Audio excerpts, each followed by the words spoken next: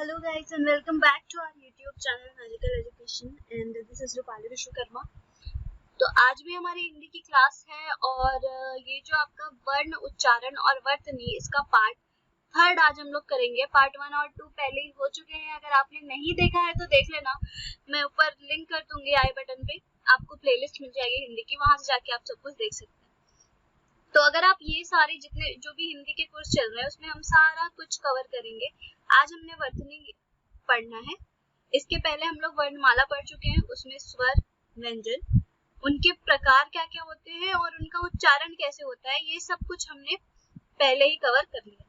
इसके पहले वाली जो टॉपिक थी वो थी हमारी हिंदी भाषा का इतिहास। तो अगर आपने वो नहीं देखा है तो वो भी देख लें, क्योंकि अगर आप किसी भी एग्जाम की प्रिपरेशन कर रहे हो जिसमें हिंदी आती है तो आपके लिए बहुत ज्यादा बेनिफिशियल होने वाला है ये पूरा सेशन। तो चलो शुरू करते हैं।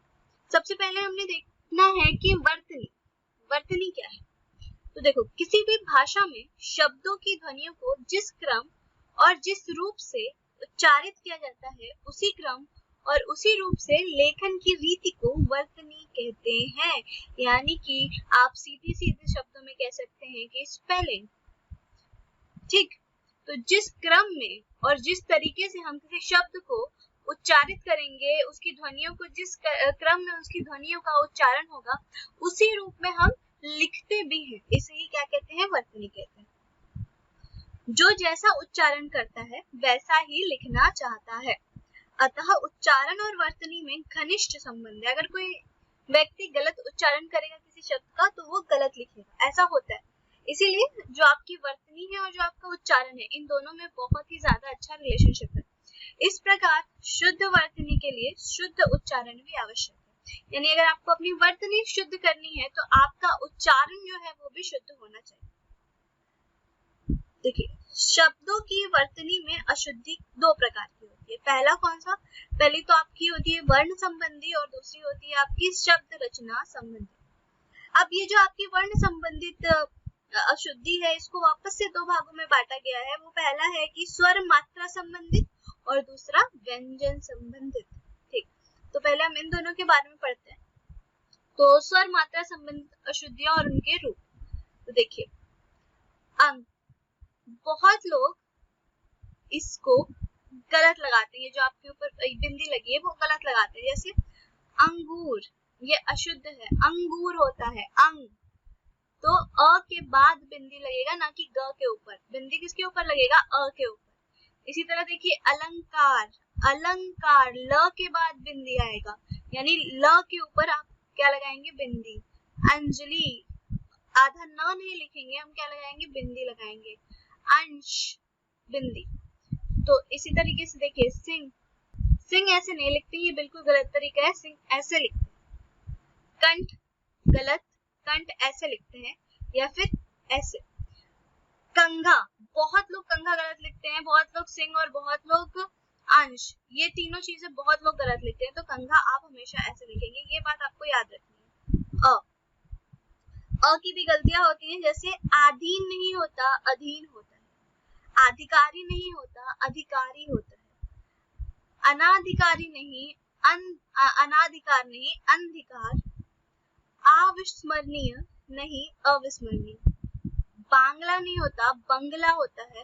अस्पताल, बहुत लोग अस्पताल बोलते हैं, नहीं अस्पताल होता है। बारात नहीं होती, बारात होता है, बारात। और ये तो बहुत लोग गलत बोलते हैं, बारात बोलते हैं लोग, नहीं बारात होता है। अलावा नहीं होता, अलावा होता है। फिर अ का नहीं होना, कहीं कहीं पे अ नहीं लगता लेकिन लोग लगा देते हैं, जैसे स्थान, स्थान को लोग अस्थान लिख देते हैं, लेकिन ये ऐसे लिखेंगे स्नान नहीं, स्नान। स्थापना नहीं होता, स्थापना होता है। और अस्पष्ट नहीं, स्पष्ट होता है। इसी तरीके से आ की गलतियां होती हैं कुछ, जैसे आगामी नहीं, आप लिखेंगे क्या? आगामी। अजमाइश नहीं, आजमाइश। आहार नहीं, आहार। आशीर्वाद का शुद्ध हो जाएगा आशीर्वाद। आवश्यकता नहीं, आवश्यकता। आकाश का शुद्ध हो जाएगा आकाश। अंत्याक्षरी नहीं होता, अंत्याक्षरी होता है, और इसको तो लोग बिल्कुल ही गलत बोलते हैं, अंताक्षरी बोलते हैं, कुछ भी बोल देते हैं। नारायण नहीं होता, नारायण होता है। भगीरथी नहीं होता, भागीरथी होता है, मतंतर नहीं मतांतर, चहर दीवारी नहीं चहार दीवारी, जमाता नहीं होता जामाता होता है। ये भी बहुत लोग गलत बोलते हैं, ये तो कुछ बहुत से कॉमन वर्ड्स हैं। तो इस तरीके से इधर भी दिए गए हैं, इसमें कुछ है नहीं, ये सिर्फ आपको पढ़ना है और याद रखना है कि आप हमेशा इसको सही लिखें। तो ये आप खुद से देख लेंगे। आगे चलते हैं ई, छोटी। तो अतिथि ऐसे नहीं लिखते, ऐसे लिखते हैं। ई थ पे छोटी की मात्रा, अतिथि। आप थ ई जल्दी से खत्म कर दे रहे हैं, अतिथि, अतिथि ही नहीं है, अतिथि। अभिनेता यानी छोटी की मात्रा लगेगी। अभिमान छोटी की मात्रा, परिणति छोटी की मात्रा त पर, बहिरंग में भी ह पे छोटी की मात्रा, अंतिम में भी छोटी की मात्रा। इसी तरीके से यहाँ पे जो भी लिखे हैं ये आप देख लेंगे, इन सारे शब्दों को देख लेंगे, क्योंकि ये ऐसे कॉमन शब्द है ना जो लोग बहुत गलत लिखते हैं। और अगर आप कभी इंटरव्यू देने गए और उसमें आपसे किसी ने कह दिया लिख के दिखाने को, और अगर आपने गलत लिखा तो बहुत ज्यादा बुरा इंप्रेशन पड़ेगा, इसीलिए ये सारी चीजें आपको पता होनी चाहिए। अगला देखते हैं ई की मात्रा कहाँ कहाँ होनी चाहिए। आजीविका नहीं आजीविका, अध्यापका नहीं अध्यापिका, कठिनाई नहीं होता कठिनाई होता है। ये तो बहुत लोग, कुमुदनी नहीं होता कुमुदिनी होता है, गृहिणी नहीं होता गृहिणी होता है, नायका तो नायिका, मानसक मानसिक, सरोजनी नहीं होता सरोजनी होता है, नीत नहीं नीति, परिमार्जित नहीं परिमार्जित। इसी तरीके से आप देख सकते हैं यहाँ पे बहुत सारा शब्द दिया गया है जो कि आपको पढ़ना है। और मट्टी नहीं, बहुत लोग गलत बोलते हैं, मट्टी नहीं होता, हमेशा मिट्टी आप लिखेंगे, ठीक। तो ये कुछ बहुत ही ज्यादा इंपॉर्टेंट आपके शब्द हैं। मैथिली नहीं मैथिली, रचयिता नहीं रचयिता, लिखत नहीं होता लिखित होता है। तो इस तरीके के कुछ बहुत इंपॉर्टेंट शब्द है जो कि नॉर्मली हम लोग बोलते हैं और बहुत लोग बोलते हैं और वो भी गलत बोलते हैं। चलो अब ई की मात्रा कहाँ नहीं होनी चाहिए, तो कौशल्या, कौशल्या नहीं है कौशल्या है, द्वारिका नहीं, ये भी बहुत लोग गलत बोलते हैं, इट्स द्वारका, छिपकली नहीं छिपकली।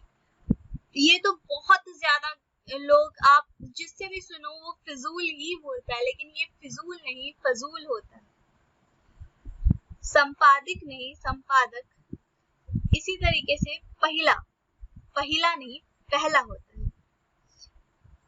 तो ये कुछ और है यहाँ पे जो कि आपको पढ़ लेना चाहिए, जो कि काफी ज्यादा इंपॉर्टेंट है।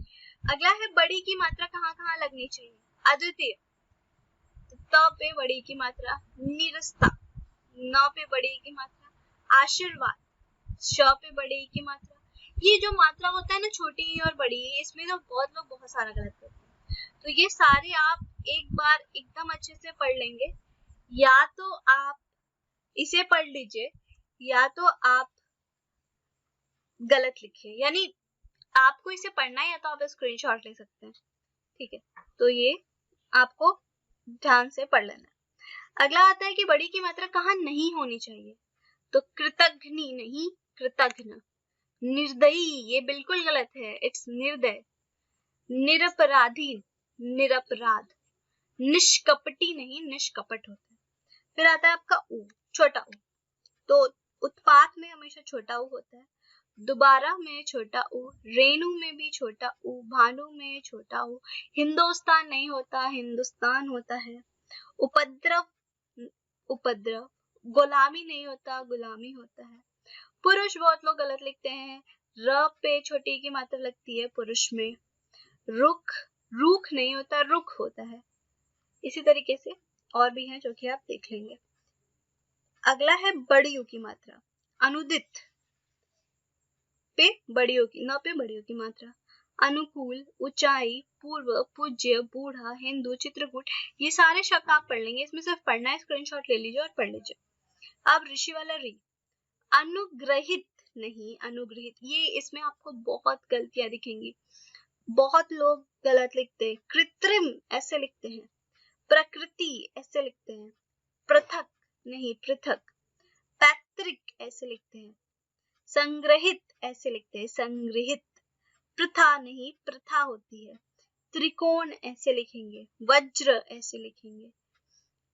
इसी तरीके से बाकी ऋग्वेद हमेशा ऐसे लिखते हैं। तो ये सारी चीजें आप देख लेंगे। श्रृंगार बहुत लोग गलत लिखते हैं, श्रृंगार ऐसे कभी नहीं लिखते, श्रृंगार हमेशा ऐसे लिखा जाता है। बहुत ज्यादा इंपॉर्टेंट, आप किसी से भी श्रृंगार लिखवा के देख लीजिए, अधिकतर लोग गलत लिख देंगे।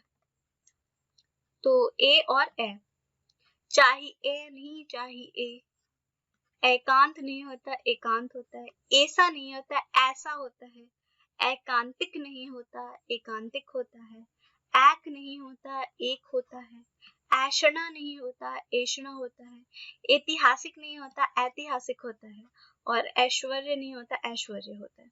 तो ये सारी चीजें हैं। फिर आता है आपका ओ और औ, यानी सरवर सरोवर, अनेको अनेक, मौलवी मौलवी, औषधालय औषधालय, भूगोलिक भौगोलिक, ये भी बहुत लोग गलत लिखेंगे, औलाद औलाद, प्रत्येको नहीं प्रत्येक, औरत ऐसे लिखेंगे। आगे आता है कि व्यंजन संबंधी अशुद्धियां और उनके शुद्ध रूप। जो अभी हमने स्वर संबंधी पढ़ा, दूसरी चीज आती है आपकी व्यंजन संबंधी। तो अंश स श रहेगा अंश, अभिराम अभिराम, इष्ट इष्ट, छात्री छात्र। तो इस तरीके से आप ये भी सारे पढ़ लेंगे, स्क्रीनशॉट ले सकते हैं आप इसको, और इसको अच्छे से आप पढ़ लेंगे। ये भी सेम चीज है, इसकी भी स्क्रीनशॉट लेके आप पढ़ सकते हैं। बहुत ज्यादा इसमें लोग बहुत गलत लिखते हैं, जैसे घबराना नहीं होता घबराना होता है। बहुत सारी चीजें आपको मिलेंगी जो आप अभी तक गलत लिखते आते थे। कभी भी श्राप नहीं देता कोई, शाप देता है। ठीक है, ये सारी चीजें याद रखेंगे। संयुक्त व्यंजन संबंधी अशुद्धियां और उनके शुद्ध रूप। जब आपका संयुक्त व्यंजन आता है तो कार्यक्रम कार्यक्रम होता है, रखा कभी नहीं लिखते रखा लिखते हैं, लिखा नहीं होता लिखा होता है, कुछ नहीं होता कुछ होता है। इसी तरीके से बाकी आप खुद से पढ़ लेंगे, क्योंकि इसमें समझाने जैसा कुछ नहीं है, सिर्फ आपको पढ़ के याद करना है। ये भी आपको सिर्फ पढ़ना है और याद करना है। स्क्रीनशॉट ले लीजिए। ये वाली भी आपकी व्यंजन द्वित्व संबंधी अशुद्धियां हैं।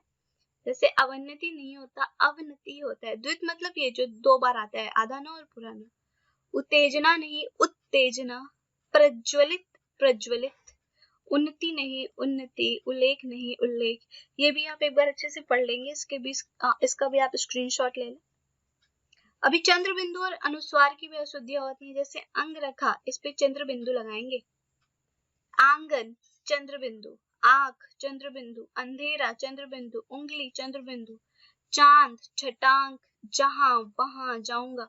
ये सारी चीजें भी आपको याद रखनी है, ये भी आप पढ़ लेंगे स्क्रीनशॉट लेके। आगे चलते हैं हल संबंधी अशुद्धियां। देखो अर्थात त के लास्ट में आपको हल लगाना है। इसी तरीके से बाकी शब्द हैं जिन्हें आप खुद से देख लेंगे, और कहाँ कहाँ पे हल नहीं होना चाहिए तो वो ये शब्द हैं, इन्हें भी आप देख लेंगे। आगे देखते हैं कि शब्दकोश में प्रयुक्त वर्णानुक्रम संबंधी नियम, कि किस क्रम में आप शब्दकोश में लिखते हैं। देखो सबसे पहले तो शब्दकोश में पहले स्वर आता है और उसके बाद क्या आता है, व्यंजन आता है। ठीक है, जैसे कि हमारी वर्णमाला हम लोग जब पढ़ते हैं तो पहले अ आ ई पढ़ते हैं। शब्दकोश में अनुस्वार यानी ये और विसर्ग का स्वतंत्र वर्ण के रूप में प्रयोग नहीं होता, ये आप याद रखेंगे। लेकिन संयुक्त वर्ण के रूप में इन्हें अ आ ई उ आदि के पहले स्थान प्रदान किया जाता है, जैसे कंग कह, क का की कु के को। यानी कंग, अगर आप देखेंगे शब्दकोश में तो पहले कंग आएगा, फिर कह आएगा, उसके बाद क आएगा।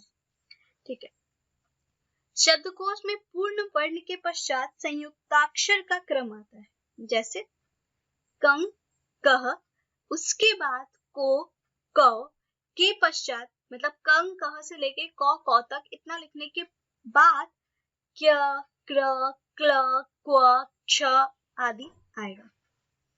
शब्दकोश में छत्र ज्ञ का कोई पृथक शब्द संग्रह नहीं मिलता, क्योंकि ये क्या है, संयुक्ताक्षर है।